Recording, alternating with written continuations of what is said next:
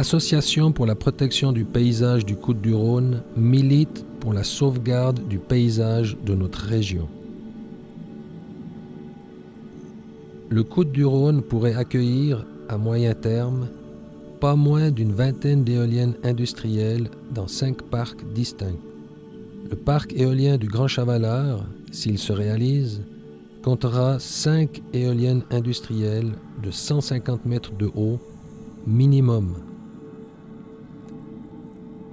La commune de Fuy a sagement renoncé à la 6e éolienne de ce parc. Les éoliennes industrielles, gigantesques, blanches, tournantes et clignotantes, détruisent toute idée de paysage parce que ce sont elles qui mobilisent le regard et deviennent le paysage.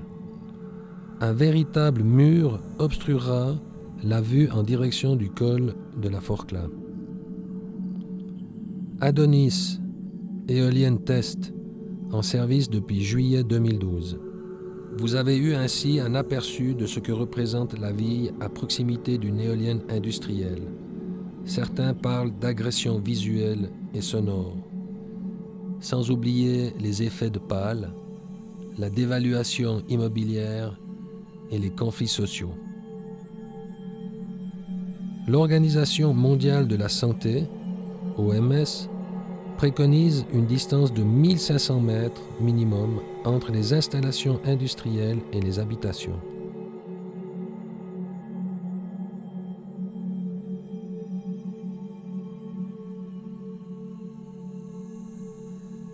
La distance suisse de 300 mètres est la plus faible au monde. Des habitations vont se retrouver à moins de 300 mètres des éoliennes industrielles.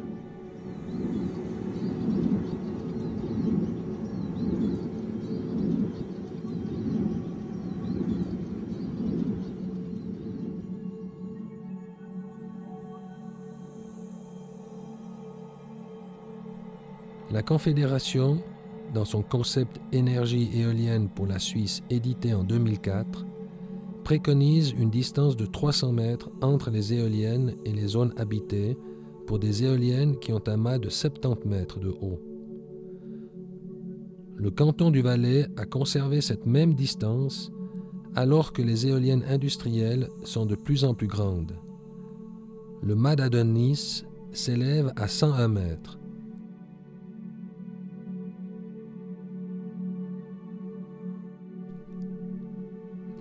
Désire-t-on laisser les entrepreneurs éoliens, au nom d'intérêts économiques et financiers, s'approprier des ressources en vent, en terre, en paysage, alors que cette exploitation va à l'encontre des intérêts des riverains?